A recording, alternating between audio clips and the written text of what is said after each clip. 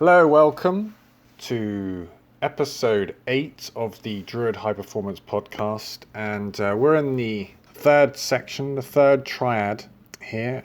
We originally looked at longevity through Qigong, then we moved over to performance and psychology, and here we are in number 3, empowerment, power, martial arts training. And today we're really going to talk about striking martial arts. So that's using hands and feet in both an attacking and defensive sense. But rather than just talking purely about, fighting per se, we're talking about martial arts as a vehicle for self-development. Sort of my philosophy on it, I suppose. Before we get started, welcome to anyone who's not listened to any of the previous podcasts. This is Druid High Performance, the Druid High Performance podcast. We talk about self-development. We talk about mind, body, health, longevity, empowerment, performance in this modern world of advancing technology, but of the mind, that the modern world presents some challenges. So please like and subscribe, share this podcast with anyone you feel might find this interesting. So what are we here to talk about? Today we're going to be talking about martial arts, as I said, specifically striking arts. In the future we'll do one on grappling. Today we're looking at striking arts, those arts that focus on punching and kicking, and in a broad sense as physical methods of refinement and development, as I say. Why is it important? Now, I believe martial arts is an important part of self-development, as it gives both the mind, the body, if you believe in the spiritual, it's a full method of development. It's very, very old. It kind of links us back with the ancient past where people would practice martial arts and so on. And it's really trying to become an adept in a style that you practice, or maybe a couple of different styles, and just really trying to link yourself back to the past. It's my view that martial arts is the absolute king of self-development because it gives you so much, both physically and psychologically.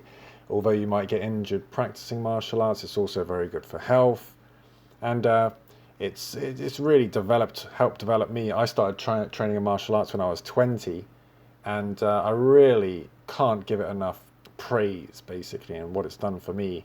If I had never practiced martial arts, I wouldn't be half the person I am now. Even, I think that's generous, because it's given me a lot. It's given me so much. It's given me discipline. It's given me confidence. It's given me an avenue to develop myself.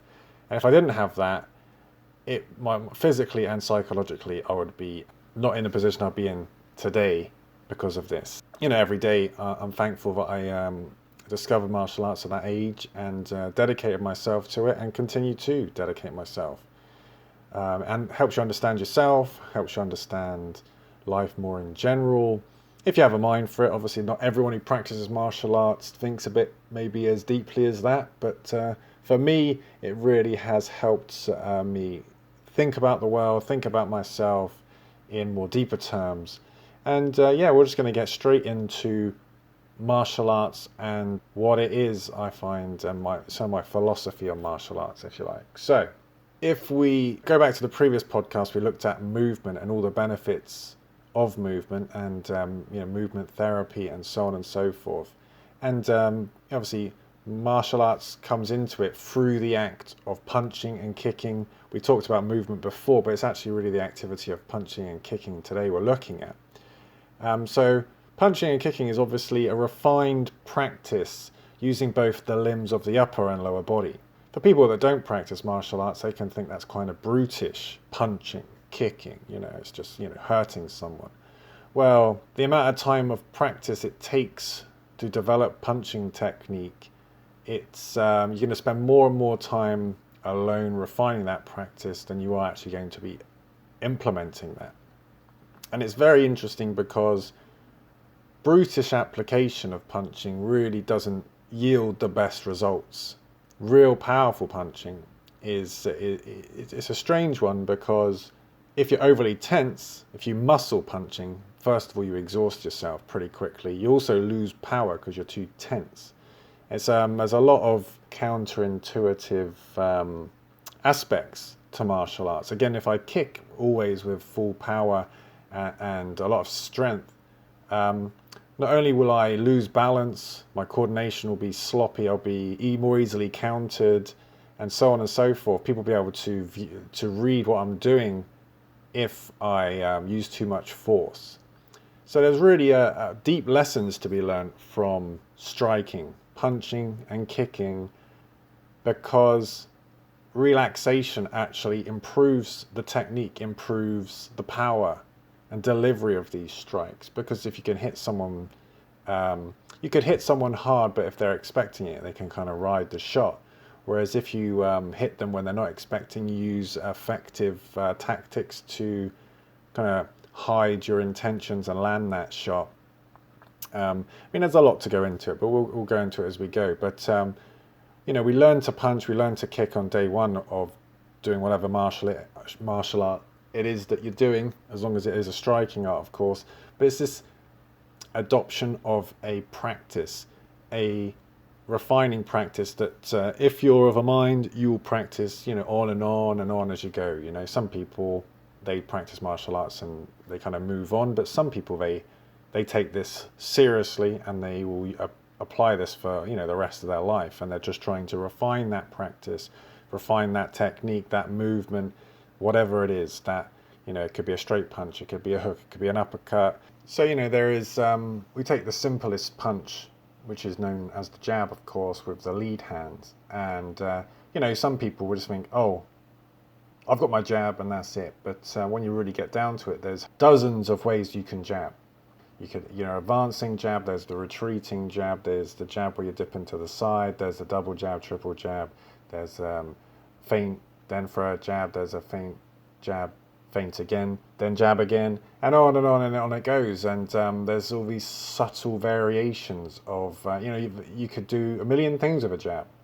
You learn day one, if you go to boxing or kickboxing, to apply a jab or to do a very basic jab, but it's all about finding different methods to apply with that jab, what you can do with it, jab different targets, jab to land that jab, or you can use that jab to blind your opponents to land the next strike, and so on. And it's really endless. It really is an art form. People think martial arts, is it really an art? Yes, truly it is, because it's about self-expression, it's about creativity, and it's endless. And when you see someone applying it to the true heights, it really is something to behold. And as I say, we're really looking at this from a self-development aspect. And it's important because in the modern world, people, a lot of people work a career, they have a job, but it's not like they are artisans or craftsmen or women, where they are kind of dedicated to this art form and they were going to practice and improve at that for the rest of their life. Whereas obviously years ago this was common.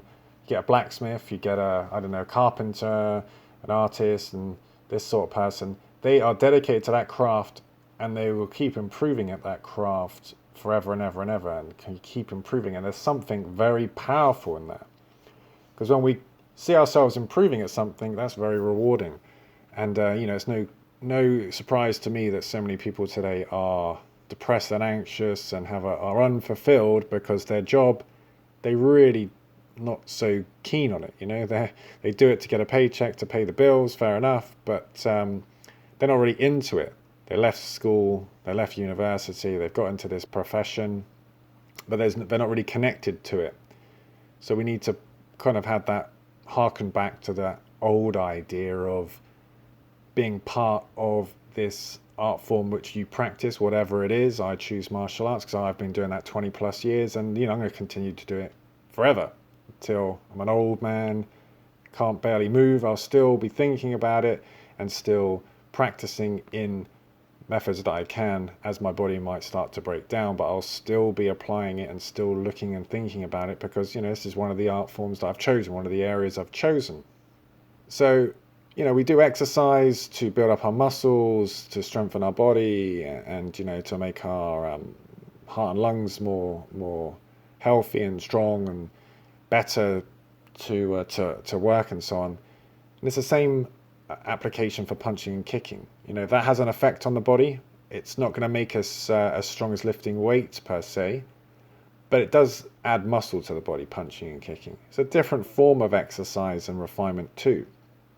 And it's an interesting one because there is a thing called boxercise, I'm sure everyone, or, box fit, and all this sort of stuff.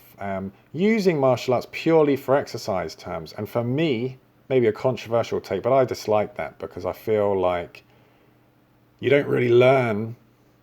It's like painting, but not really learning why you paint or how to paint. It's like you're not really applying the skills of painting to paint. Maybe that's a bad analogy. Maybe I can think of a better one. But if you're just doing martial arts just purely for exercise reasons, you're literally getting like 10-20% out of it. What about the other 80%? And you'll find when you see people that do boxercise, they have poor punching form. They're literally just getting the heart and lungs. They're tight, they're uncoordinated, they're not fluid in their technique, they're not fully extending on their punches or kicks.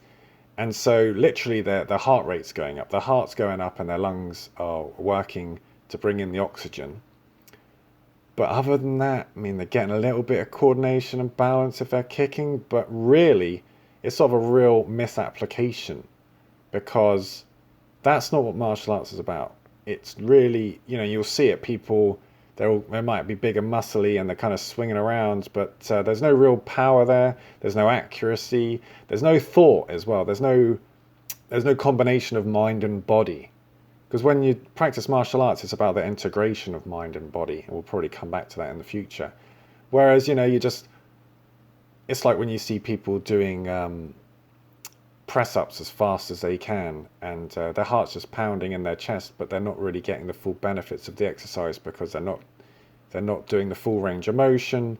It's sloppy technique, and they're not getting the most of it. And so when I teach people, I emphasize good technique in both exercise and the martial arts aspect. Exercise and martial arts do go hand in hand in a sense, but if all you're doing it for is exercise, you're missing out. You might as well, I don't know,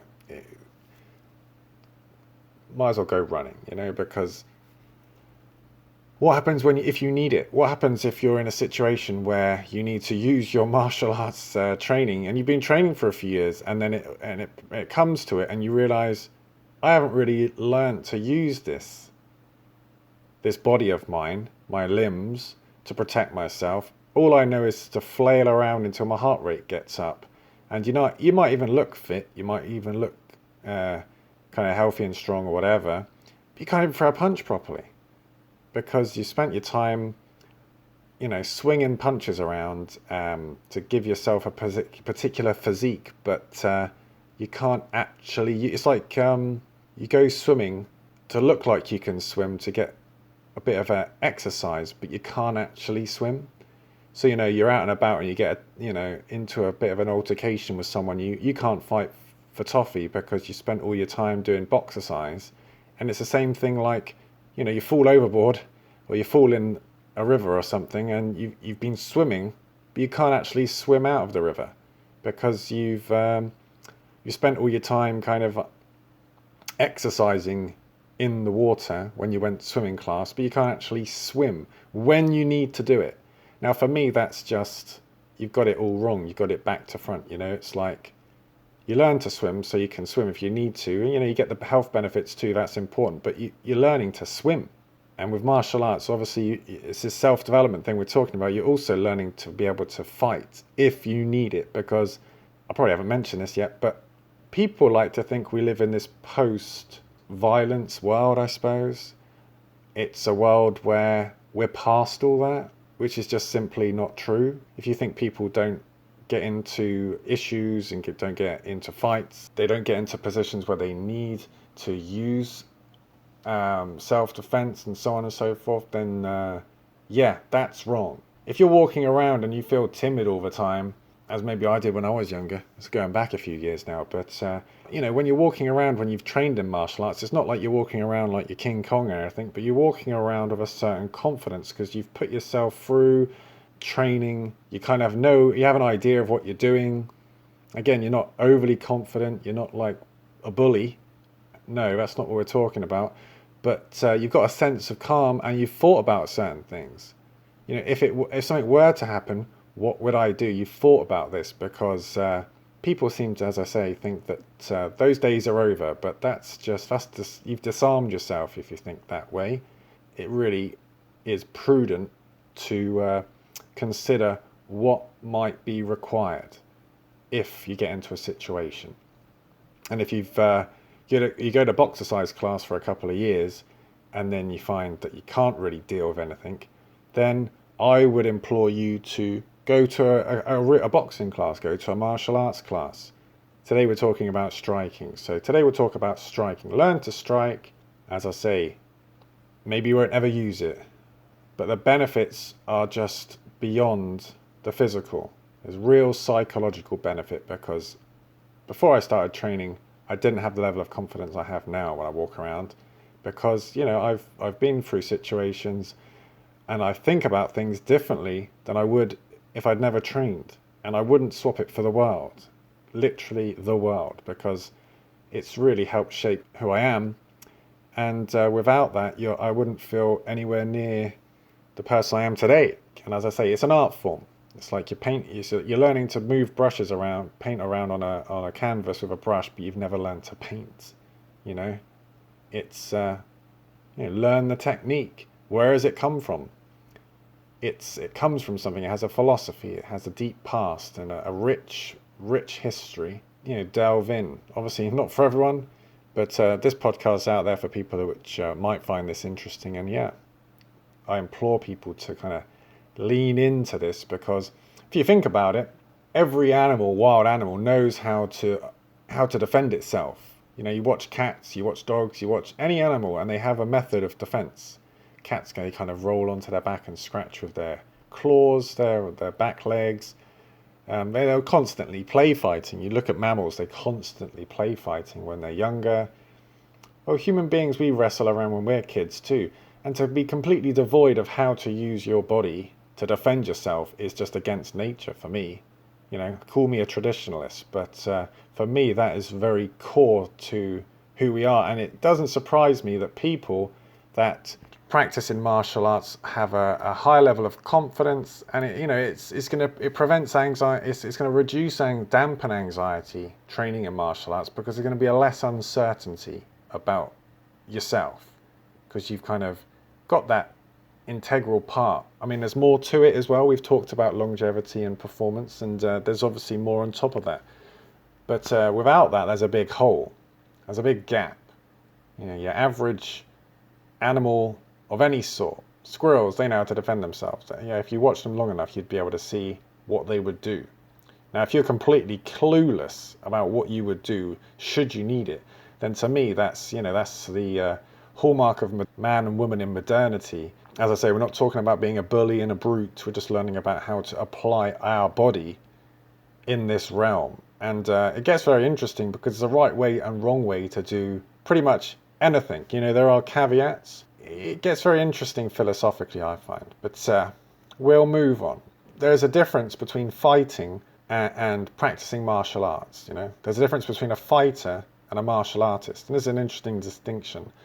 So, if you put on boxing or MMA or kickboxing or Muay Thai, anything, you'll see martial artists, they have a different feel. They're in their combat situation, just like fighters are, but they kind of have a different aspect.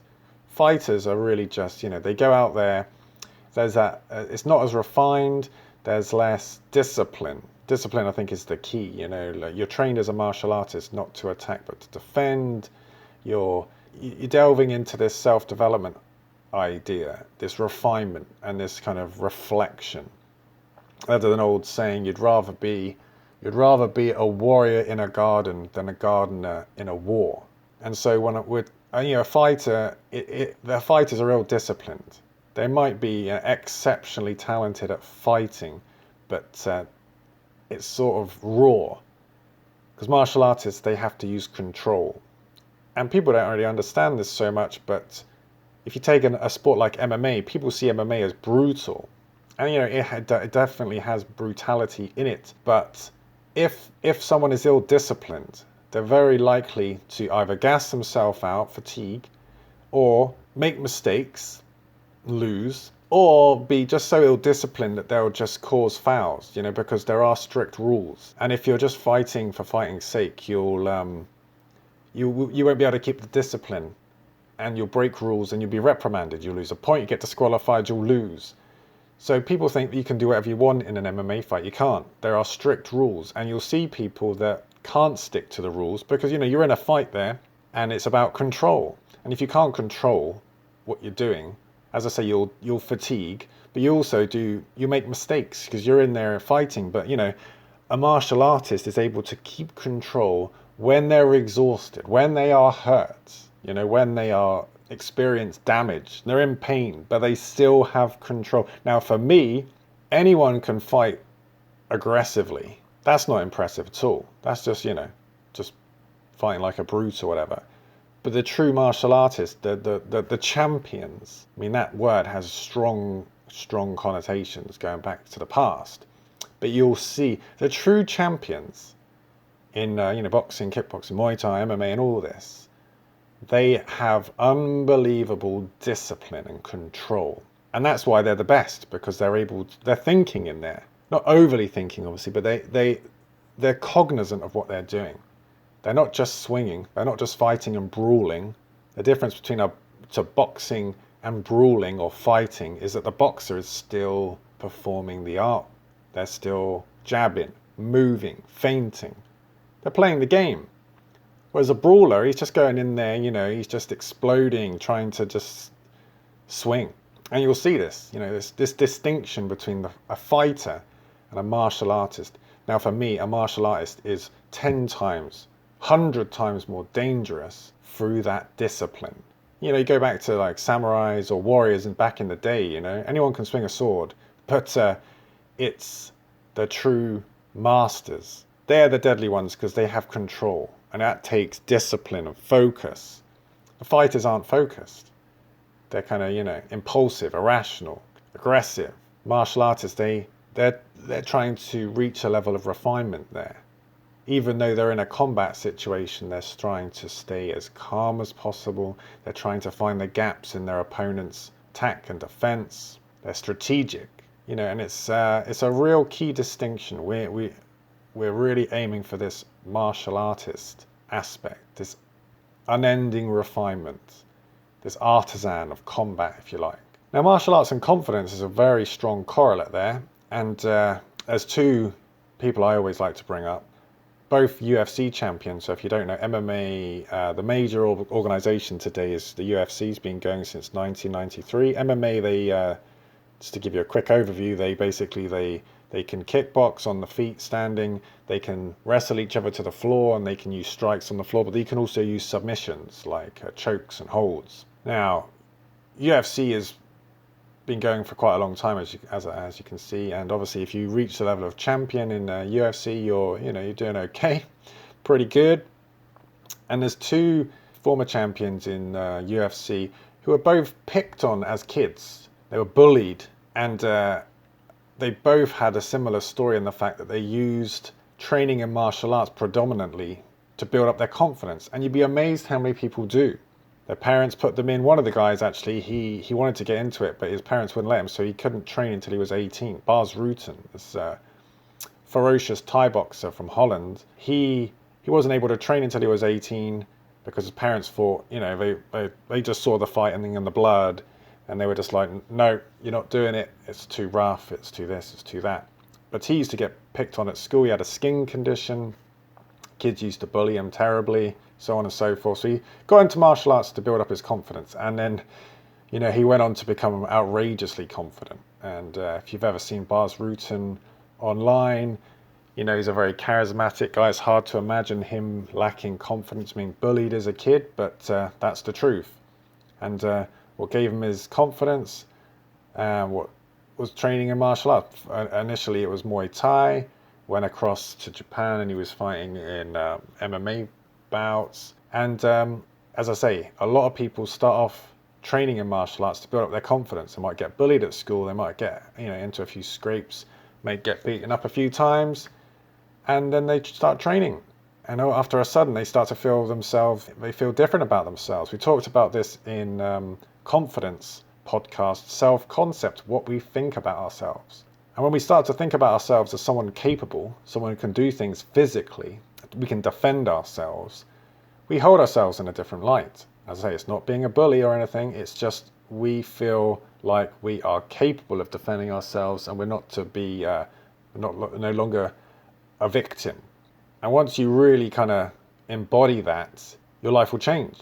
And that was me. I got bullied a bit at school, not as badly as maybe Bas Rutten or anything, but wasn't the most confident when I was a kid. But training in martial arts changed my self-concept. I really enjoyed the practice, and over the course of a few years, it really changed my self-confidence, my self-efficacy, in the sense that I felt like I could defend myself. Again, self-concept is an important aspect, which we talk about quite a bit here, because it's part of what I do with working with clients, is trying to change their self-concept to make themselves feel like they're more confident, they're more able to manage their health requirements. So a lot of people maybe have conditions and they think of themselves as weak or this and poor me, and then when you come and there's people which have got terrible conditions, but they don't think that way. Their concept is I step over that. That's no problem. This is just maybe something I have to bear. But so we're always looking to improve our self-concept and thinking of ourselves as being almost, not bulletproof perhaps, that's still not the right term, but we're competent. We're able to deal with things. We step over problems. We solve issues, because life is full of issues. And we're the sort of people who put those to order. And martial arts training is a big aspect of that, I believe. So the next person, the next UFC champion who was bullied as a child was George St Pierre. Arguably the greatest welterweight champion in UFC history. Maybe top 5, one of the greatest fighters of all time in MMA, consensus. And as I say, he was bullied as a kid. Hard to imagine someone like that. And so GSP really embodies this martial artist aspect, because he's very disciplined. He's very respectful when he competes. We talked previously in the goals podcast about mastery goals as opposed to outcome goals. So mastery goals, they're self-referenced. So it's not so much about the other person, it's about us constantly improving. And as I say, you could be old and riddled of injuries, but you can still learn to improve at a certain aspect, certain technique. Now, there was a story I heard about the founder of Brazilian Jiu-Jitsu, Helio Gracie, would still be practicing his mount escape, which is positional escape from Jiu-Jitsu, because he was dedicated to the art. And obviously he couldn't grapple like he could when he was a young man anymore. He's an old man now, but he would still look to improve at certain aspects, thought about it, tried to apply it. Had to be careful with it because he was an older guy at that stage, of course, but he's still in the game, basically. The idea is that you never stop learning. You've adopted this art form, whatever it is, and you keep going. Self-referenced, you're always looking to improve, and that's what these mastery goals or task-based goals are about. Now, you could say that the fighting idea, the fighter, is more thinking about winning, the outcome goal. That depends on the other person as well as yourself. Whereas the martial artist, it's a refinement process. They're looking to stay calm and relaxed. I mean, you'll never master that. You're always trying to improve that, but it's something that is on a continuum. Being thoughtful when you're under pressure. Now, you can constantly improve on that, and there's many ways you could do that. But that's probably not something that a fighter would look to do. They wouldn't think about it in those ways, but the martial artist would. There's all sorts of ways they would do that, through breathing techniques and qigong, and so on and so forth. So GSP really embodies that martial artist as opposed to fighter. And that's come up in some of his fights where the people which were competing against him, they didn't consider him a fighter. Oh, he's more of an athlete. But he would say he's more of a martial artist, and they're not the true aspect of it. And, it turned out to kind of work out that way, because the people that challenged him, if we fast forward a few years, they fell off, and he had a bit of time out, came back and won a title at a different weight class. But so there's definitely something to that. So one of the interesting aspects of martial arts I find is the use of opposing forces for technique. Now, obviously, Chinese philosophy has the idea of yin and yang, and what gets fascinating for me is what I said earlier a little bit about if you take someone who is just using raw power to deliver their punching, they would exhaust themselves, they won't get full extension, they won't be able to do that obviously for a long time because it's not efficient. So yin and yang applies in ways that to staying relaxed even when throwing techniques, punches and kicks and so on. That helps with efficiency, that helps with maintaining conditioning over time, but also the very act of opposing forces can improve my both defensive ability but also the power. So if I'm punching with my right hand, my left hand comes closer to me and vice versa. So if I'm punching, one of the first punching forms you get taught in Kung Fu, which I practiced, was it very much trying to create this coordination between the hands. One's moving out towards the opponent to strike, and the other hand is moving back towards us as the puncher. Now the punching hand is closed and the rear hand, the protective hand, is open. So there's this balance in here, and people kind of just wash that over and go, oh, whatever. But there really is something to that. The further you get into martial arts, the further you'll find that these opposing forces, they keep coming up again and again, especially in striking, but also in grappling. It's this kind of refinement process. As I say, the fighter, they don't think about this. They think they're just, I'm going to build up my muscles, lift a few weights and get strong, and that's going to help my technique and so on and so forth. But it really is something about that combination of hard and soft, that relaxation and that tension, but also those opposing forces, as in the one hand expands away from me to deliver the strike, the other one is coming close to me. The accuracy of the stopping too. If I'm throwing a strike and I don't stop accurately, both the attacking hand and the covering hand, if those uniformly stop at the same time accurately, the whole body stops at one time. All together, the whole body becomes a unit. So if we're lifting something heavy, it's a good idea to use the whole body as a unit, because as a unit the body is very strong. But the same applies to striking, and there's these kind of opposite forces at play when we strike. And you'll find the more refined you are of your striking technique, the more, even the closing and the opening of the hand to make a fist, there's power there. Not much power maybe, but on top of that hand closing, the hand expanding away from the body and the other hand moving towards me, and that creating rotation through the body. One shoulder comes back, one shoulder comes forward, rotation of the waist. The torso is moving backwards, one side of the torso is moving forward. So there's like this a circling. In Tai Chi they talk about silk reeling.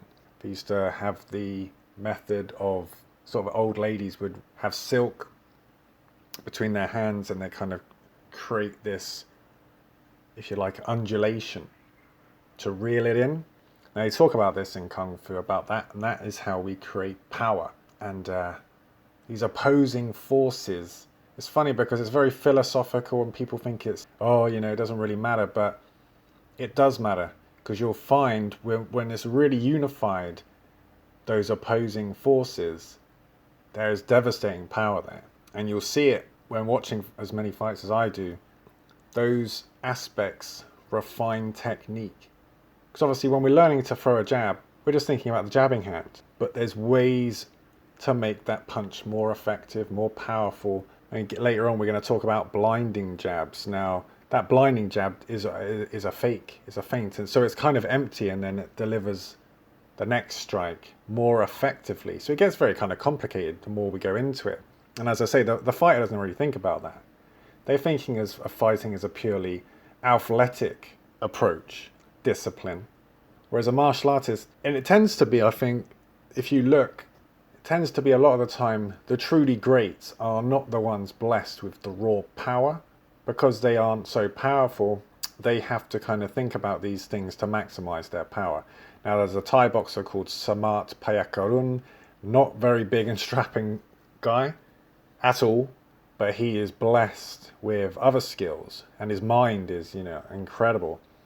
And his calmness in there is unbelievable.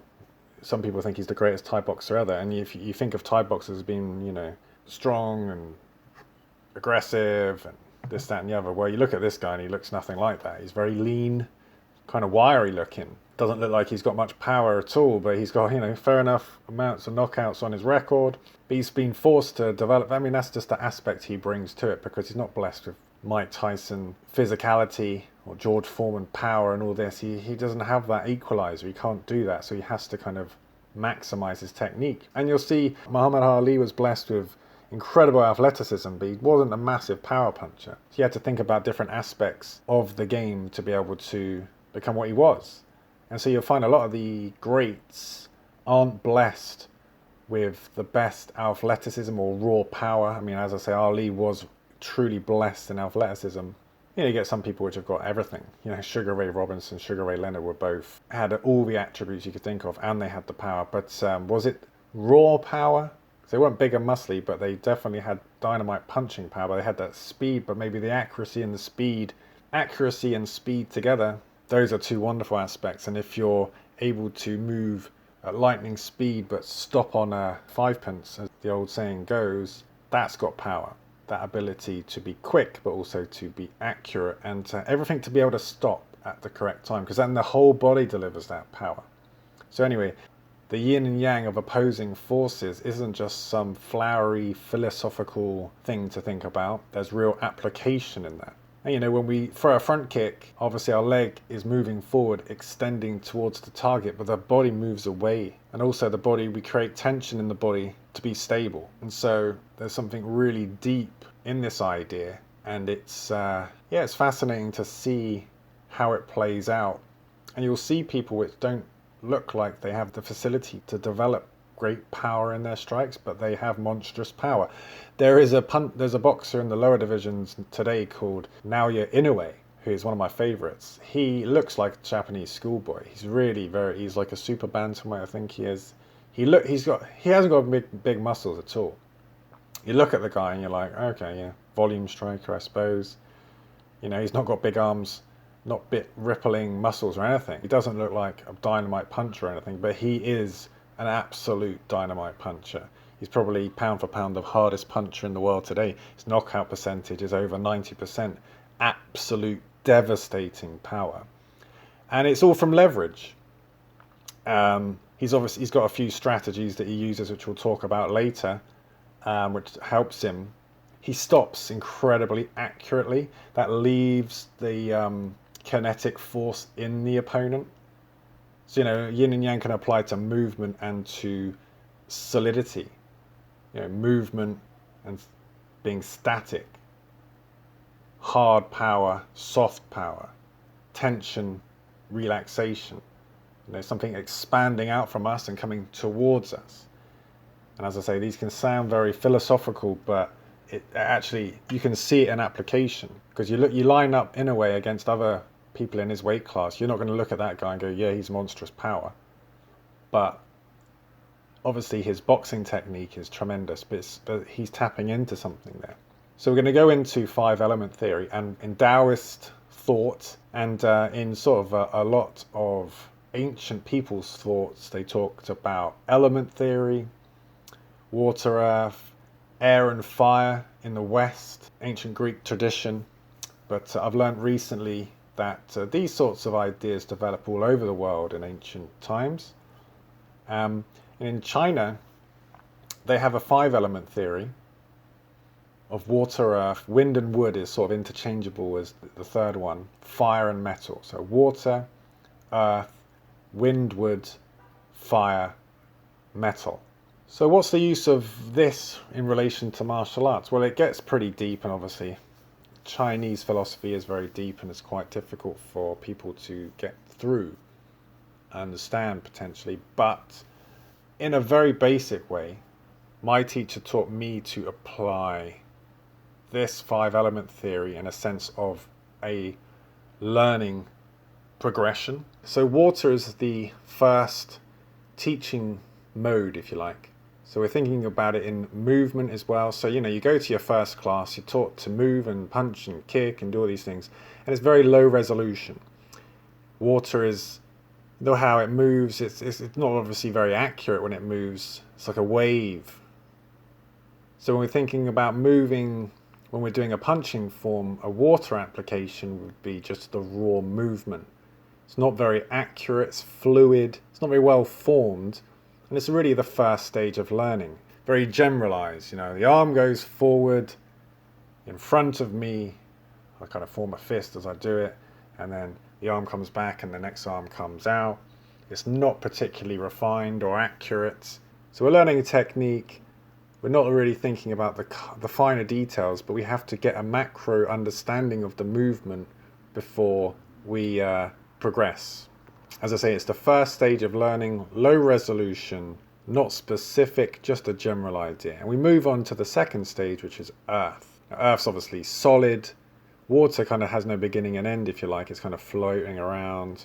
It's waves of water and so on and so forth. Whereas earth is very solid, of course, because earth, it's there's an end and there's a beginning, if you like. There's an accuracy there. So the key point is accuracy, second stage of learning. So if we take a punching technique, we're not really thinking about where it stops and starts when we're punching with water. It's just moving forward and moving back, We're not probably forming a proper fist, or we're not striking a particular target. We're just getting that general idea. Whereas earth, we're thinking about the target we're hitting. We're trying to create a very strong fist so we can brace. We're looking to stop the strike, like going back to what we were saying before. We're stopping the strike at the right point so we get a clean hit. Now, if you've been hit with a shot and it's sort of a bit sloppy, it doesn't stop accurately, it just sort of like knocks into you, more of a push, not a very accurate punch or anything. It doesn't really hurt, we're just kind of, oh, yeah. Whereas a good clean hit, clean being the operative word, accurate, it could be even not very powerful, but it's like, ow, that hurts. Clean, like a dead arm. You can get a dead arm from a clean hit, which isn't very powerful. It goes back to the idea of, I said before, maybe on a previous podcast, maybe I didn't. Whereas you can be hit with a soft punch and it hurts like hell. And a hard punch, you don't really feel it. Now, it sounds strange, but it's true. And it comes down to this earth, this accuracy, that clean hit, leaving all the kinetic force in the target. Earth is required for that, because if the water just splashes over, get hit by a wave, it could just floor you and it could, really hurt. But it's a different aspect. Clean hits, stops accurately, penetrates, concussive, whereas the water just kind of slaps you to the ground. It's like a different aspect. So wind wood is interesting in the sense that water is fluid, not accurate, no start and stop, if you like. It's kind of fluidly moving around, balance, coordination. Whereas earth is more about accuracy, delivery of power. Now you could combine these two to create wind wood. You can be loose, relaxed, and then explode forward with force. And if you think wood caught in the breeze, there's always this idea in Chinese Kung Fu of willow caught in the wind, pulled one way, pushed by the wind to the left, and it swings back to the right. Well, if you're caught in a breeze, it's not like you're being hit with a wave. You're not being hit by a rock when you're in a storm and the wind's whipping you this way, whipping you the other way. It's kind of whipping back and forth. And it's sort of got its own tempo. It's almost like that water and earth kind of together. It's kind of flowing one way, whips back the other way, then it goes back the other way. Now wind wood is applying that water and earth fluidity and accuracy and power. Is applying it for both attack and defense. So we've got these two energies of water and earth. How do we apply those to basically attack someone or defend against them? And this is what we start to think about when we're doing wind-wood ideas. We've learned how to move in a general sense in the macro with the water, and in the earth we're looking to refine, we're stopping accurately, we're hitting a specific target, the arm is extending and it's making a fist at the right time with the earth, we're delivering power and accuracy when we need to. Then how do we apply these together to create something new? And that's what wind-wood is. So we start to think about how I can use this technique here, I can use it to do this, I can use it to do that. I can use one fluidly, almost like water-like, and then I can switch in the earth. I can transition back and forth between them, and it creates this sort of bamboo caught in the wind effect, if you like. So we're applying these techniques. Think of it as like a pyramid. The base is the biggest element, and that's water. And that works because when we start training, we will be doing this for a while to get our kind of macro coordination in place. And then the earth one is slightly smaller, because by the time we enter earth, we've got this idea of coordination, we've improved at that, and now we're in a refining process. And the idea is, as we go up the pyramid, there's sort of less volume in each of the elements, because for the first few years we're going to be in the water aspect, because we're not going to be too accurate. We're understanding the movements, we're doing it in a low resolution sense, and then we're going to get a bit more accurate, bit sharper in the transitions and so on. Again, that's going to be quite a bit of work. And then we're going to move up into the wind-wood aspect, when we're kind of blending this water and earth together to make something new. That's going to be slightly smaller again. We're going to be kind of more specifically refining specific techniques that we like, which we start to apply.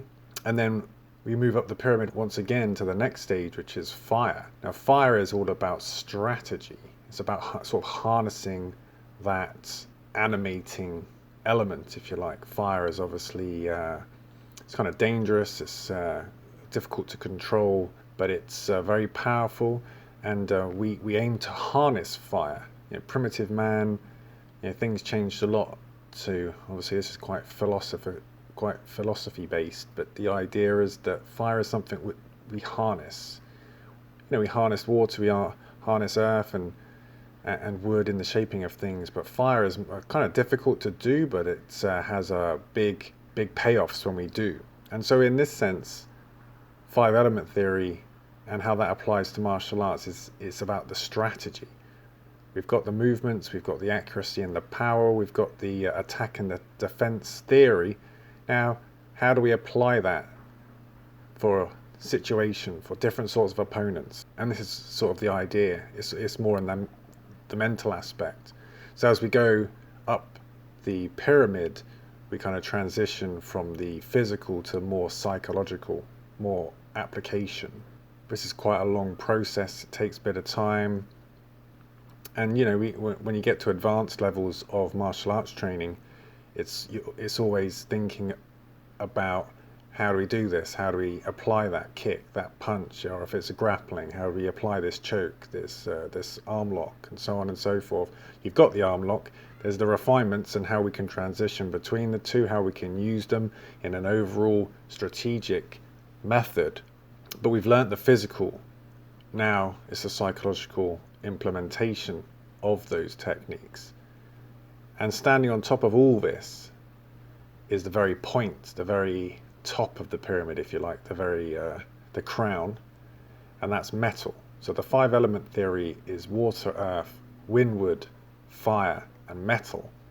And in this idea, as it was explained to me by my teacher, metal is like an integration of all the other elements into a unified approach. And it's sort of at that stage that you kind of go through the cycle again, and you kind of have a refined look at all the elements once again. So you've got this continual development of your approach. And it's a way of also keeping things fresh, because as people progress and they get into the higher ranks, they can kind of get like stuck in the mud and focusing on the same things.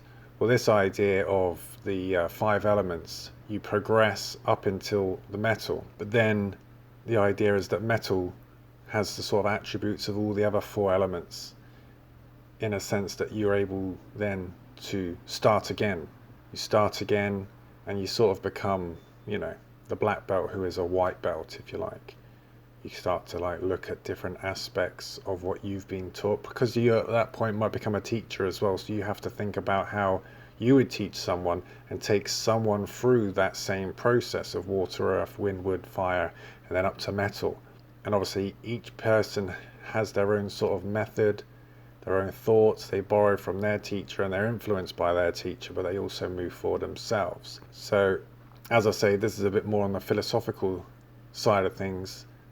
This is something more for the martial artist than the fighter. For fighters, they'll be like, well, this is nonsense. Well, what do I care about all this stuff? But this is a way of framing progression.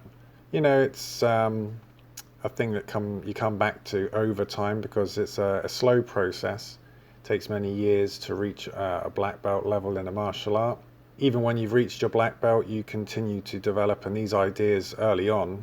I've been a black belt for over 13 years now, and you come back to it and come back to it again. And as you get older, I'm 43 years old now, so things start to make sense maybe now more than they did when I was 30 or 25, because you're not ready as someone of that age for these more holistic approaches, if you like. As we get older, we learn new things, and I think we change. Our whole view of the world changes, and our view of martial arts change as well. So we've got the 5 element theory, and again, just that idea of the pyramid. We'll spend more time doing the water, hope that's pretty clear, slightly less time doing the earth, slightly less time doing the wind, wood, and then the fire and the metal, because thinking about how to apply the techniques, you need to be up the pyramid quite a bit before you can even approach that, and you need to have done a lot of work, because in the first 3 years of practicing martial arts, or like any practice, it's like if you're playing a musical instrument, the first few years you're going to be doing scales and all, practicing, working up and down the notes.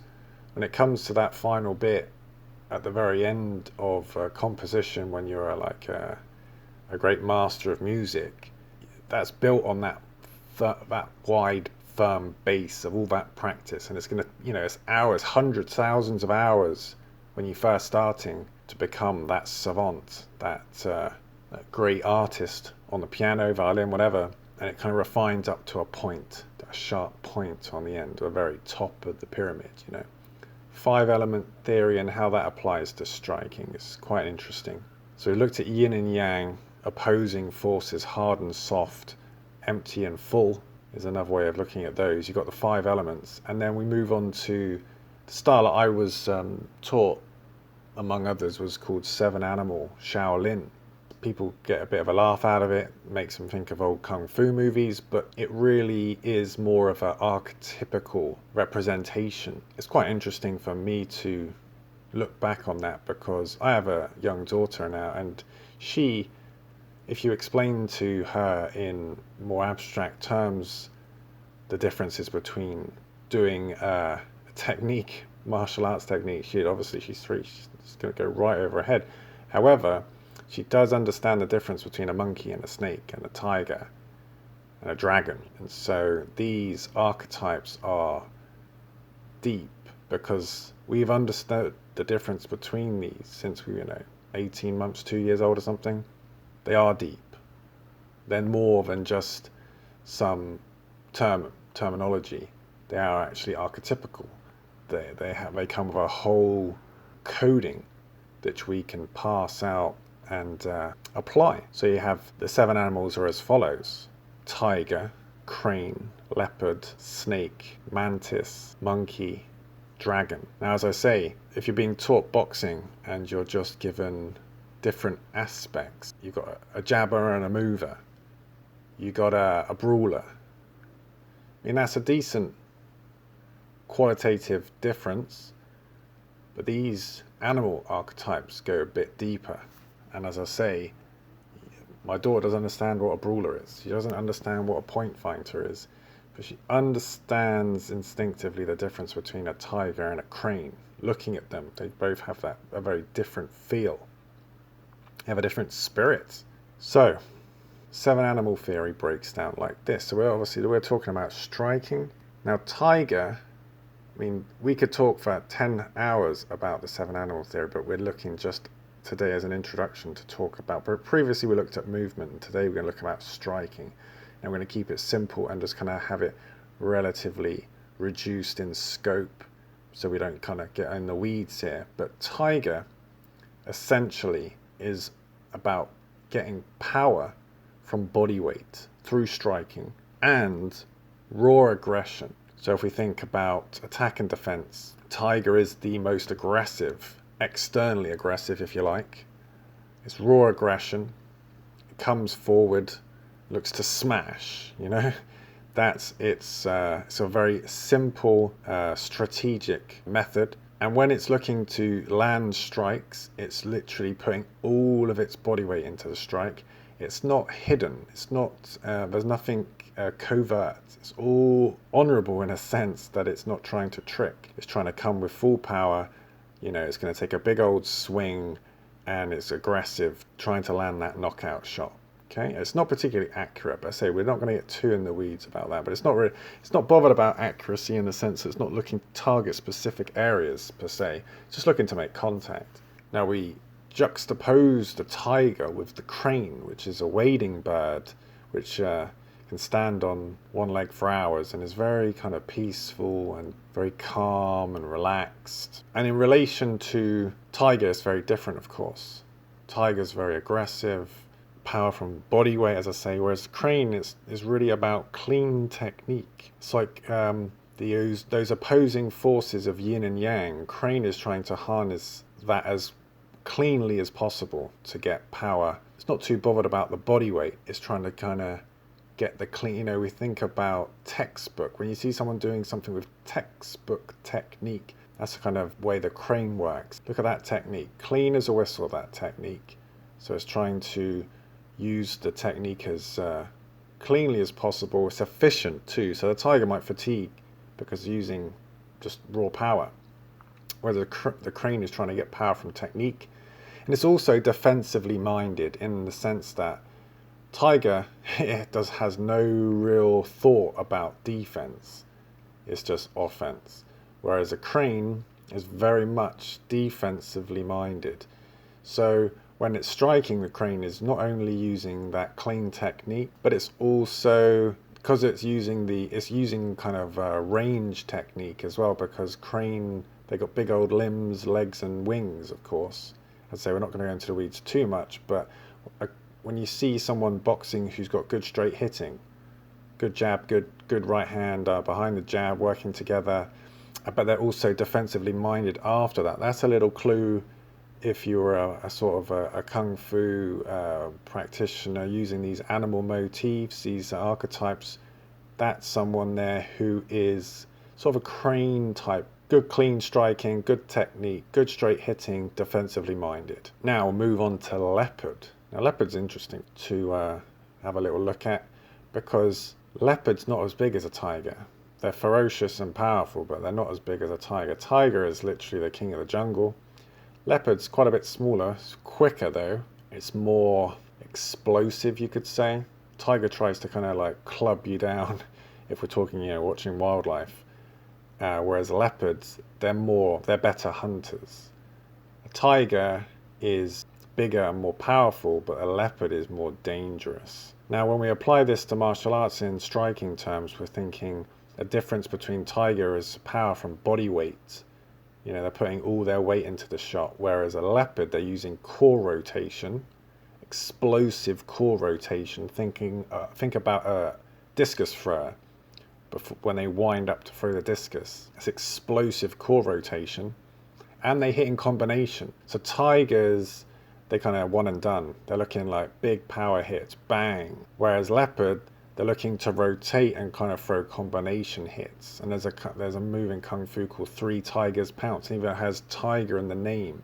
Rapid combination hitting using rotational force instead of the up to down body weight transfer. You know, a slight difference. As I say, we're not going to go into the strategic side of the animals too much, but a difference between tiger and leopard too is that a leopard is always planning. It's always cognizant of where it's hitting. So organ striking and specific target hitting is something that the leopard does. Tiger doesn't really care, you know. Tiger's like, I hit something, that's good enough.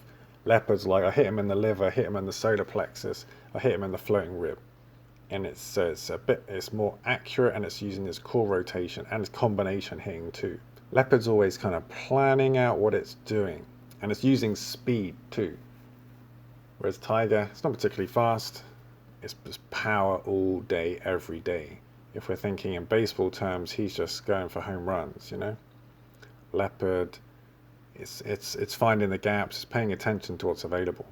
Still powerful, but using more rotation, a bit more cognizant than the tiger. Now, a crane and the leopard, there's not much similarity. They're both thoughtful. That's the one thing you could say about them too. They do share a thoughtfulness, but how they apply that thought is very different. So snake is, in striking terms, snake uses speed of technique. Now a snake can strike very fast. I mean, so fast you can barely blink, and it would have struck you if it's within range. So if we compare the snake and the crane, we've got clean technique of the crane, but so the snake has got that speed, so that reaction time. It's very, very, from a standing start, from being kind of set to going is the quickest. So you might say that leopard has got more explosive speed when it's hitting these combination strikes, combination punching into low kicks from Dutch Muay Thai, very speed based. Whereas in classical Muay Thai, they don't have those kind of rapid combinations, different sort of tempo, more craney, more tiger and crane together. But as I say, we're getting into the weeds a touch. So snake, you've got this sharp snake-like jab. You know, we've all seen boxers with that sharp jab coming out, jabbing like a striking snake. It's not based on pure power. It's more about kind of marking up the eyes and looking to deceive and just kind of bamboozle with speed. Also, and one thing the snake is always looking to do is subtly manipulate the opponent. And it's doing this with some sort of subtle trapping. Or it's hitting, but it's also trying to manipulate their opponent into putting themselves into a bad position so it can be of benefit to the snake. So what you might say is that the snake and the leopard archetypes are sort of strategically looking to kind of one-up their opponent through covert means, whereas tiger and crane are sort of overt. So if we compare the samurai and the ninja, take that idea from feudal Japan, samurai is a very ritualized form of combat, and it's with honor. Now for modern people, that's kind of maybe a funny thing to think about, honor and ethics in combat with someone who's a deadly adversary. Modern people are like, speaks to where we are at the moment. But leopard and snake have no qualms about using subterfuge. And so it's quite an interesting idea, whereas my teacher would say snake and leopard is sort of the building blocks of ninjutsu, or Mizong Quan it's called in China. It's a much older form as well, because it has no qualms about being dishonorable or covert in their means. So you've got the subtle manipulation and the strategic ends of the leopard. When you have the crane and the tiger, it's all, you will say what you will about the aggressive tiger, they are straight ahead. There's no sort of subterfuge, whereas the snake and the leopard, they'll use any means. So that's interesting. As I say, maybe getting off topic a touch, keeping it more specific to striking, but then it comes to tricking your opponent is an element to what snake and leopard will try to do. So power from body weight and raw aggression, tiger. Power from clean technique and defensively minded, crane. power from core rotation and combinations and specific targets for leopard, and snake, speed of technique and subtle manipulation. Now monkey is an interesting one because its power comes from its movement, but also it looks to disrupt the opponent and confuse them. And a monkey aspect of martial arts in striking terms, they are giving you a difficult target to hit. They move in confusing manner. They don't just stand in front of you like a tiger might. Crane would stand at distance, but they're not kind of really moving all around too much. Same with snake and leopard really, whereas the monkey comes in and he's moving his head a lot. He's maybe even just talking trash to your face, looking to confuse and disrupt verbally, giving you a false target. But another aspect is that the monkey will hit and then stumble into you. Think of the drunken monkey is, drunken style Kung Fu is literally, falling into your opponent as if you are drunk. Now people get their kind of fanciful ideas about this, but it's funny when you watch certain styles of striking. Like there's a style from Russia called Sambo, which is used, we'll talk about a little bit later, by the great Fedor Emelianenko. He would punch a big right hand and then kind of fall into his opponents and kind of knock them off balance, going straight into grappling. And this really emphasizes that idea of monkey, where you would hit and then use the action of that and then enter into this kind of clinch game, or you literally just knock into your opponent to disrupt them. It's also working through, it's a complex method because, with the other ones we've been talking, maybe the snake would hit and then get into a clinch type, move straight into the clinch. Whereas monkey, the clinch and the striking range is constantly kind of moving back and forth, because the more you can disrupt your opponent, and that sets up strikes, it can set up different aspects. And the monkey is constantly looking to do that. It's kind of putting the opponent through more aspects, and that is in itself confusing. So it's not just confusing because it's moving all over the place, it's also using a whole different method of attack. As I say, it's using shoulder barges, throwing a right hand and then trying to land shoulder barges off that, which would knock you off your feet. See, if you think about tiger's just literally, I'm going to hit you with a right hand as hard as I can. The crane's I'm going to land this right hand, but it's going to be super, super clean, and I'm going to move my head after, so I'm defensively protected. Whereas the leopard is I'm going to land this right hand and I'm going to do something else, maybe come back with a left hook to the liver, using this obviously core rotation. Whereas the snake, I'm going to throw this right hand as you're throwing, I'm going to beat you for speed, and I'm going to tie up and subtly manipulate you into a situation that I want. Whereas the monkey is I'm going to throw my right hand, I'm going to steam through, barge you over with my shoulder, take you down, and then continue to work from there, landing punches as you're kind of going down. So it's quite complicated and confusing for the opponent, and it takes a lot of coordination. Monkey is very much coordination based. So we'll move on to the next one, which is Mantis, which is an insect. Everyone's heard of the praying mantis, which kills its mates, the female does. And we've all heard of mantis style from Kung Fu movies, but the mantis has a set of claws which are very adaptable, and they kind of move in all different directions. In martial arts terms, they use the actual claw offensively and defensively. They also turn over the elbows, and they actually hit with the wrists, backs of the wrists as well. They use the same footwork as a monkey, big motions, kind of confusing. They don't stand in front of their opponent, and they use a lot of interesting kicks actually. Monkeys would use a lot of low kicking, maybe putting one hand down and so on, but the mantis uses kicks which kind of transition. They would show perhaps a front kick, and then that would quickly change into a side kick as it happens. So we've been talking about punching to keep it simple, but mantis, they use strange kicking and strange striking with the limbs too. And it's thinking about how we could apply the 7 animal theory if we are walking around and we kind of get set upon by someone. The animal theory is a way of learning, but also it's a way of identifying opponents and their tendencies.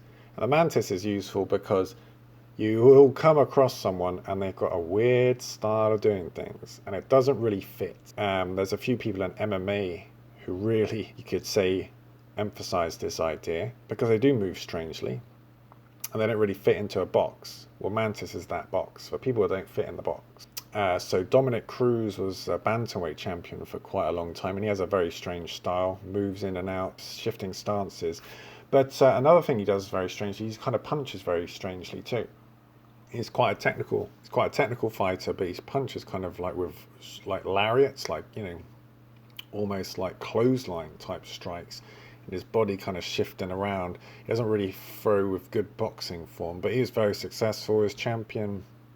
And it's funny to watch him because in some aspects he's very, very technically correct. But when it comes to his punching, he does things which you kind of think into yourself, is he consciously choosing to do that, or is that just how it comes out? But you assume, because obviously he's a champion, he's trained forever, that this is kind of it's a combination of applying his strategy, but also there's something about his body which kind of makes him punch like that, because as I say, he throws with straight arms when he's throwing hooks. You know, you do in Kung Fu, there are swings with the arm straight, hitting with the inside of the wrist, and so on.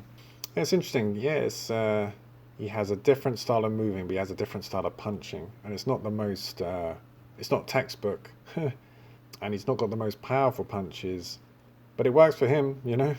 What can I say? He was champion. I think he's been champion twice UFC. He was WEC champion. So, but it's interesting to see him, and then you go, okay, what box do I put him in? Because, as I say, the 7 Animal style is a way of practicing your own technique and aspects, but also identifying others. But there's another guy as well, Tony Ferguson, who he turns his back, he throws elbows from weird angles as he's spinning, doing all sorts of things which, you know, you'd never teach, but it works for him too.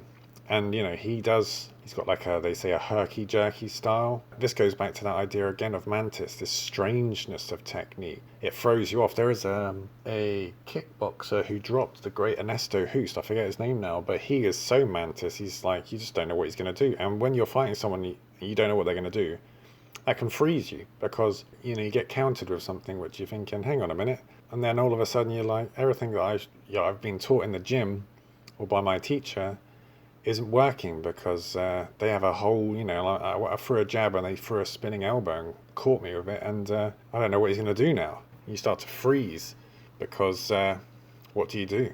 You know, you're not sure what you're going to do against this person, because they're using this strange technique. They're moving differently. They're doing things which don't seem to be kind of working or thought out too well. But in fighting, confusion is brilliant. It's a great strategy, because if you're going up against someone who's stronger, faster, and more accomplished, you're going to have to change the game. Being strange can work that for you. So, bit of a whistle-stop tour. 7 Animal Theory, we'll just quickly run through again. Tiger, power from body weight, raw aggression. Crane, power from clean technique, defensively minded. Leopard, power from core rotation, combinations, accurate hitting as well, organ striking. 2, Snake is power from speed. You know, you can actually mark up someone's face just through, you know, the speed of technique to kind of puff up their face and their eyes, and the use of subtle manipulation with Snake. So Monkey, power from disruption of opponent and confusion. You know, we've got that movement too. They're moving a lot, moving up and down as well, moving side to side. Mantis, strangeness of technique. They use this idea in Mantis of this harmonious spring, where their arms kind of spring out from the side, and you can use that as like a back fist, and then they can turn elbows over. You know, you'd say maybe that, oh, this doesn't apply to boxing, but then you will see some very strange characters in boxing, even though you've only got these 4 kind of basic punches in boxing: jab, cross, hooks, and uppercuts. You'll even see in something as kind of reduced as boxing, someone applying the strangeness of Mantis. And that's the interesting thing about boxing, because it is so reduced in the amount of techniques that you have, but you're still seeing even that reducedness still shows up so many aspects, because someone like Tyson Fury, who can box so many different ways, And there was that guy, I can't remember his name now, who fought Floyd Mayweather. He had like a drunken style. So you've just got movement and punches there. So you even take the kicks away, but still you've got like literally so many different ways of applying these techniques. And this 7 animal theory gives you a sort of framework of trying to understand how an opponent is what they're doing, what their potential weakness is, and obviously as well how you can train and improve your skills over time. So number 7 on the animal theory is dragon, and again, like metal from 5 element theory, this is like an integration idea. So the dragon is able to integrate all the other 6 animals, to do this unconsciously, to kind of just feel it, just being able to blend them in combat as they go. And is this possible? Well, it's one of those things. It's like it's giving you this target of, are you able to achieve it? It's the difference between the Western dragon and the Chinese dragon is, in China, a dragon is sort of made up of composites, like a chimera. It has the body of a snake, the teeth and face, or the teeth of a tiger. It has different elements of different animals.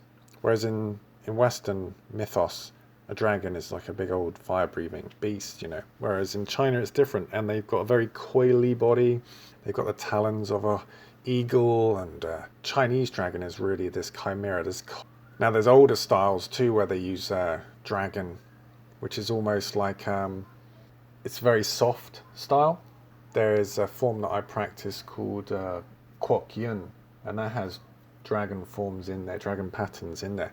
And a lot of those dragon patterns was later integrated into Tai Chi. So that soft, spiraling method that you see in Tai Chi, if you've ever seen that, that is similar to this idea in dragon. Dragon goes from big to small, and vice versa, and it uses this soft undulating to strike and sort of unbalance opponents.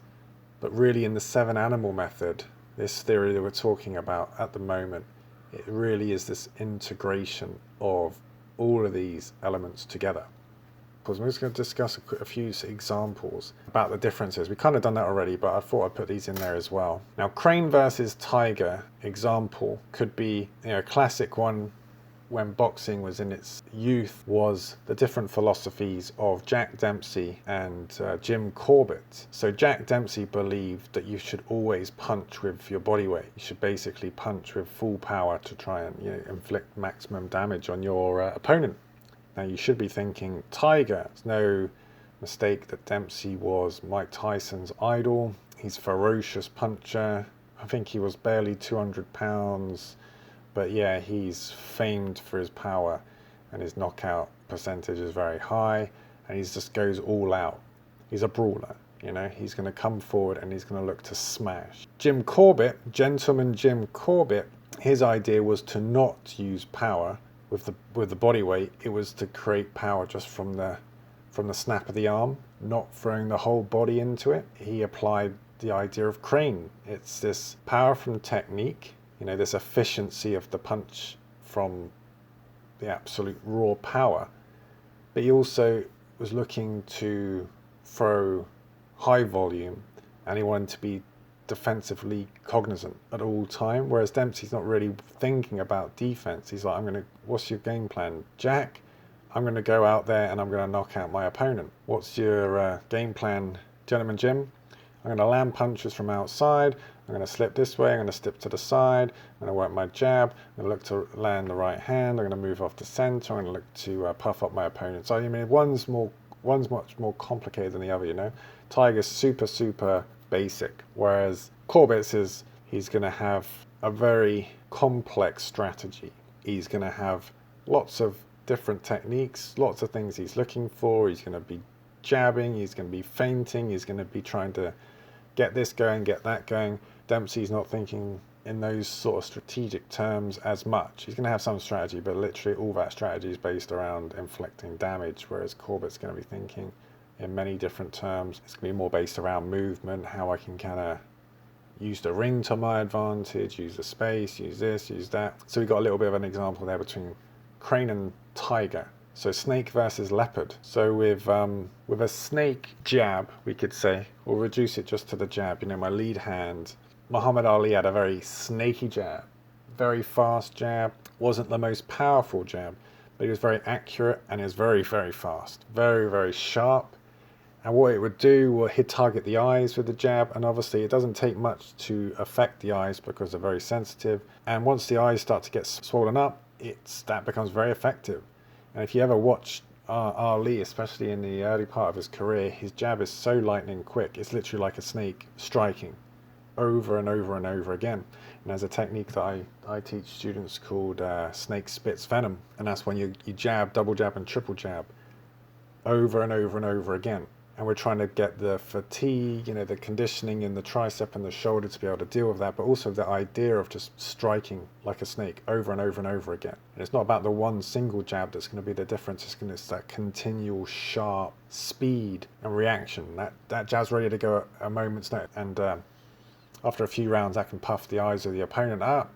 That can make them start to make mistakes. Whereas Mike Tyson, his jab was a power jab.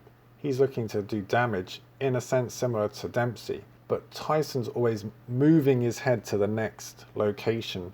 So it'd power jab and then it'd slip a lot of the time to his left, looking to land his left hook. Not always, maybe a jab and then a dip down. So Ali's really like jabbing from range and staying out of range, most of the time. Obviously no one's doing the same thing all the time. But with Tyson, that jab is a lot more forceful. He's not doubling, tripling up that jab as much, whereas he's landing that jab and he's slipping. He's moving to a different position to land power punches, where Ali's a lot more happy to double, triple up that jab and just let the jab do the work. Maybe he'll get the right hand going too.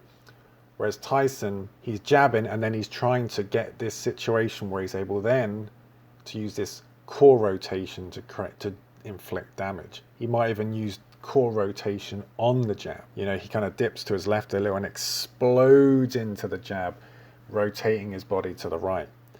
Well, that's that kind of classic leopard idea, using that rotation for power, but also that's going to put him in a good position then to throw the right hand after, creating more rotation, more damage. Then he could slip underneath and then target the body with the left hook after. So hope you can see that Ali's snaking that jab out, different targets on the face possibly. If you look at, there was one fight with Cleveland Williams where it's the snakiest jab you've ever seen, and he's a heavyweight but it's so fast, jabbing like 3 times in a second. It's just coming out so quickly, and he's not trying to power, but it's landing clean and it's puffing up his opponent's face. Whereas Tyson, he's biting his lip when he throws that jab. There's a lot more power. It's actually trying to knock the opponent's head back, not mark up his face. He's trying to do concussive damage. So I hope you can see the difference there. So we got crane versus tiger, snake versus leopard. Now we're on to monkey versus mantis. So this one's a bit strange, a bit different. So Fedor Emelianenko, I mentioned before, one of the things he used to do was called punch and clutch. And what that is he's a Sambo guy, which is like a Russian form of judo. But in Sambo they box and they do judo together. It kind of blends into one. To see it done very well is amazing to watch, because it's this monkey idea of disrupting your opponent. So what Fedor would do, he did this in his second fight with Antonio Rodrigo Nogueira, great MMA fighter in his own right. Fedor would shoot the right hand. It was in their third fight, sorry. He would shoot the right hand, very quick for a heavyweight, and he'd go straight into a clinch. And because he would do this so smoothly, because he had been doing this for years, I mean, even to this day, MMA hasn't really caught up with this idea.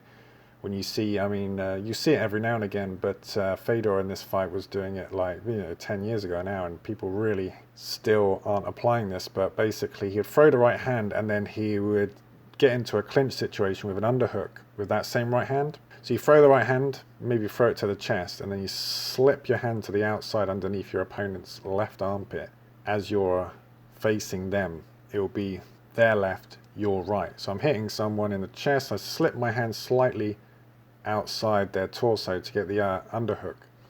And from there, he would basically aim to trip them by moving his left arm behind the knee of their right leg. This all happens in like half a second. So if you imagine, if you're boxing, you're never having to deal with someone hit you, then within a half a second take you down. It's not something that's practiced, but to see this happen, this is like this combination of different arts. It's a very monkey idea because it's disrupting your opponent. And there's even other examples where Fedor would land the right hand and then kind of shoulder barge the opponent over. And he was an incredibly powerful puncher too. So imagine getting hit with a flush right hand on the jaw and then you're getting barged over. How are you going to defend against that? And yeah, pretty much he'd do this against people much bigger than him because he was heavyweight, and they'd just knock him straight over. Not necessarily from a clean punch, sometimes that too, but he'd land this punch, then he'd get straight into the clinch, and it's basically near impossible to defend the takedown because how do you've been caught with a clean shot and then you're down. And he did this in the third fight with Nogueira over and over and over again. And this is the example of monkey that I've used here, combining punching into kind of the wrestling or the grappling or the clinching aspect, and it's using this disruption too. And it's confusing, so it kind of ticks those three boxes.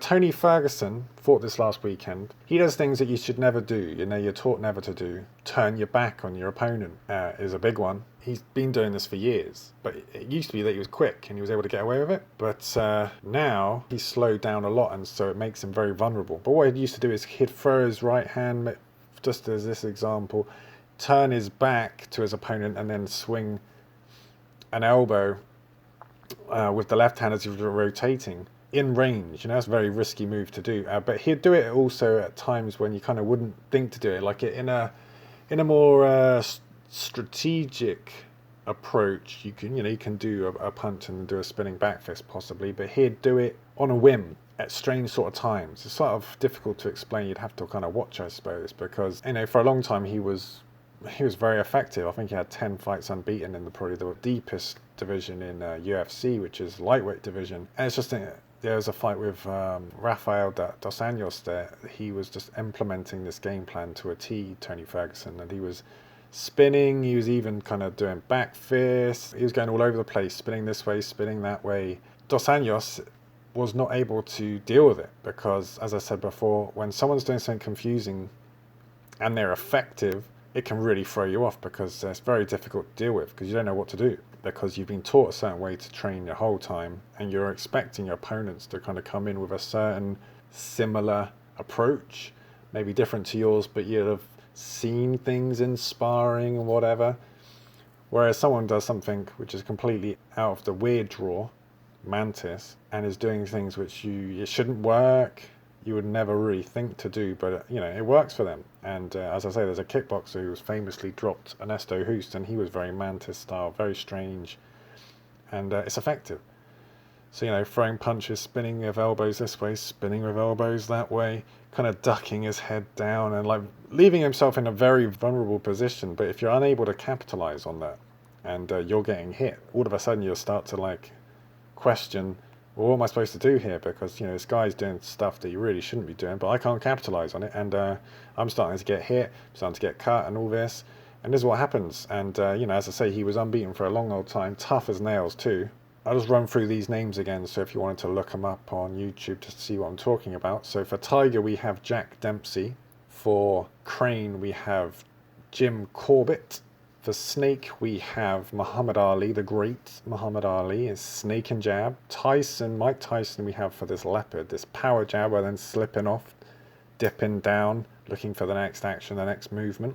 Monkey, we have Fedor Emelianenko, the great Fedor Emelianenko, and this punch and clutch. And Tony Ferguson, this spinning elbows and this kind of herky-jerky, strange style, which really does make you think Mantis. When you see someone doing things weird, you're like, okay. And now we're going to move on to some basic tactics and some ideas, and then we're going to start to wrap up. So one aspect which is very interesting is called the 3 initiatives. And this comes from Book of Five Rings, Musashi. And this talks about the 3 initiatives. And this actually comes from dueling, like samurai dueling with live blades. So the 3 initiatives is about timing. And when we talk about striking, we've got movement, punching and kicking as the core aspects of striking, but the three initiatives are very important too, because there's three different approaches to timing, and these are leading. That means I attack my opponent. I just go at my opponent. It's quite a basic one. Tiger makes you think of tiger. Just go. So there's the leading. Then there's the delayed counter, and that's when someone takes a swing at you, you move out the way, and then you counter. You know, it's the old hit but don't get hit. Avoid their strike, come back and hit them. It's delayed counter because you've got to get out of the way of their strike, then hit them, countering them. But there's also number 3, the simultaneous counter. Now this is quite an interesting thing to think about. Leading is showing your hand first, if you like. Delayed counter is using effective movement and obviously recognizing what your opponent's doing to move out the way, then counter. Well, the simultaneous counter is exactly what it says. You strike at the same time. The interesting thing about the simultaneous counter, as I'm sure you might be aware, is there's like a double impact. It's a car crash. It's a collision.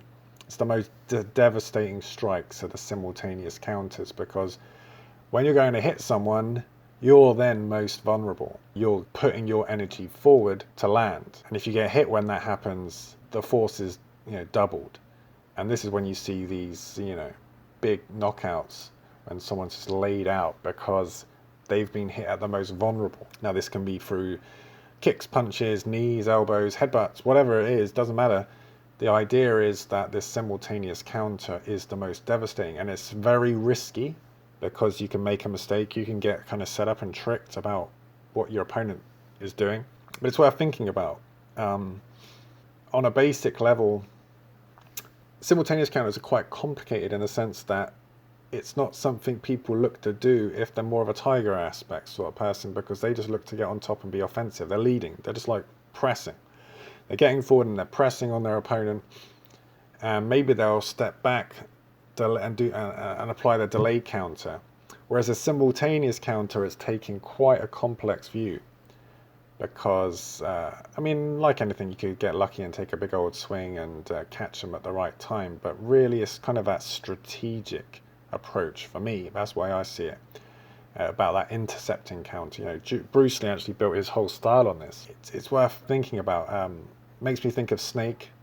Obviously Bruce Lee did practice Wing Chun, where Snake was a big aspect of that. It has that sharpness, that intercepting, that speed, like we were saying. Like a snake strikes very quickly. The opponent goes to hit, you hit them before, because you're so much faster. Now if you haven't got that speed, you're going to have to kind of be able to appraise your opponent. One aspect we didn't talk about the crane is the most aware. So one thing is you might not have the speed advantage, but you have an awareness of what your opponent is trying to do and the calmness and the focus to implement that simultaneous counter to land your shot, even though they're stronger, they're quicker, so on and so forth, but you're more aware and you use that to your advantage. And you'll see this. You'll see people which are outgunned, but still they win, because they're that little bit sharper, they're a little bit smarter, and they kind of exploit their opponent's weaknesses. Going back, a classic example of this is Fedor Emelianenko versus Brett Rogers. This is when Fedor was a bit older.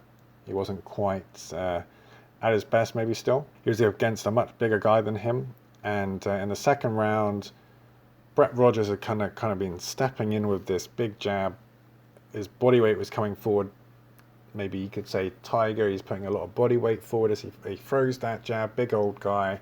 And Fedor basically beats him to the punch with a right hand, leaping into it, and absolutely devastates him with a right hand and knocks him out, and the fight's over.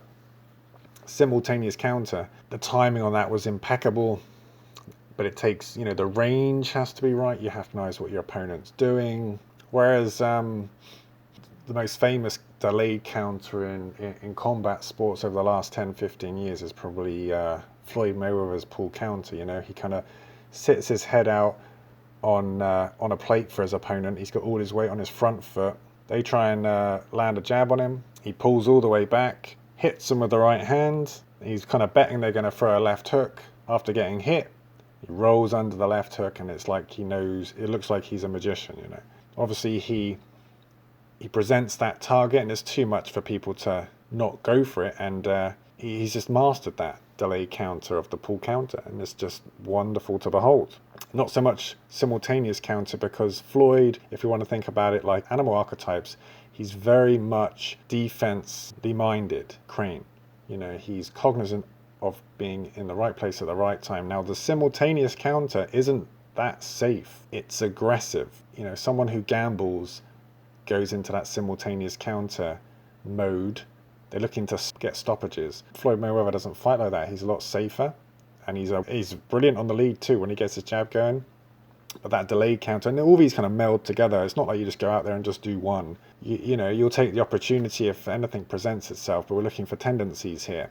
So this is one thing to bear in mind, and you'll see that he is always looking for that delayed counter, looking to lead, not so much on a simultaneous. Whereas if we think of someone like Noaya Inoue, he is, a knockout artist. He's always looking for destruction, and he fought he fought an Australian guy after he beat Nonito Donaire, and I can't remember how it played out exactly, but I remember it being a simultaneous counter, and he just kind of devastates this guy.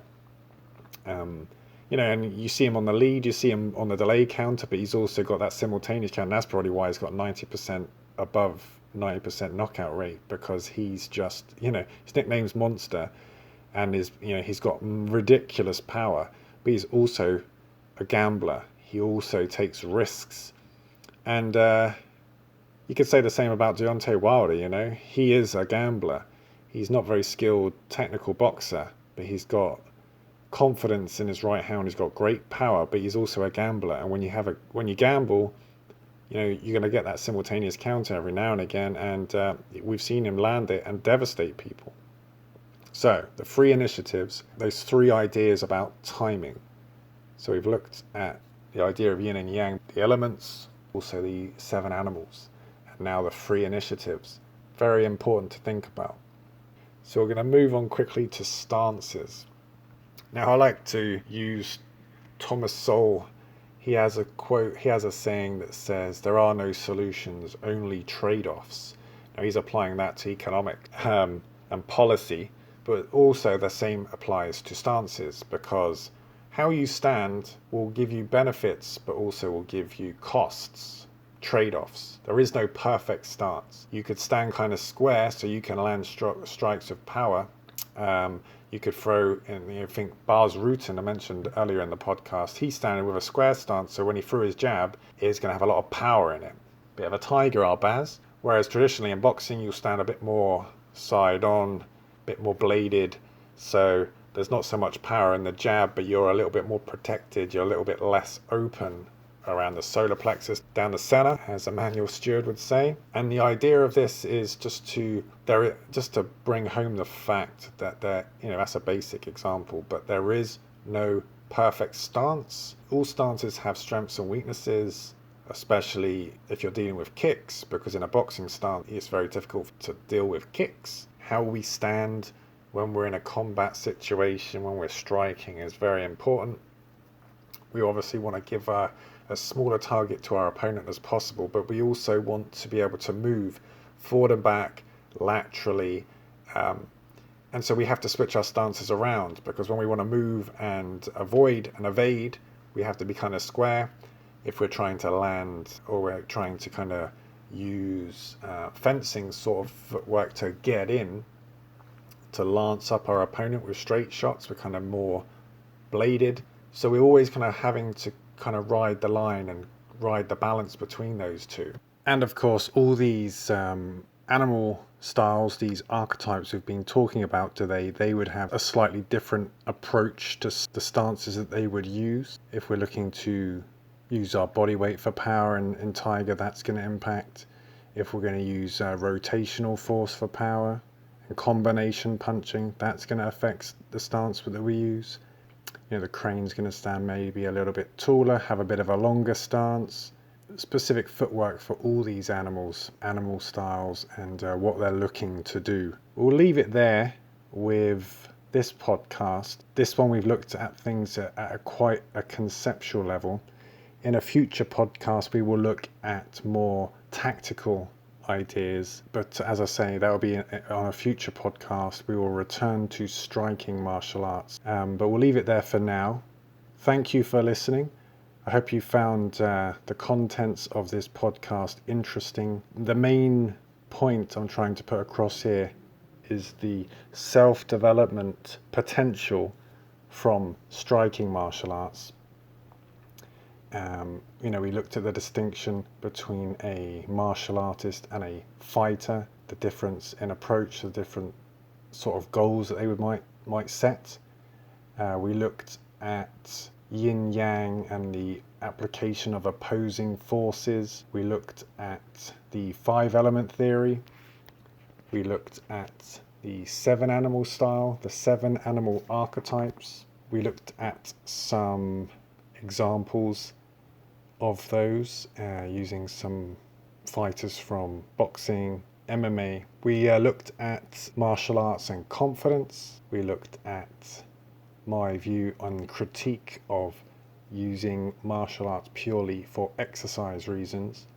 We looked at timing and the 3 initiatives, and we just finished looking at stances. Please like and subscribe and share this podcast with anyone who you think will find this one interesting. We'll be back again with a future podcast. Thanks a lot, and this is Drew signing off for Druid High Performance.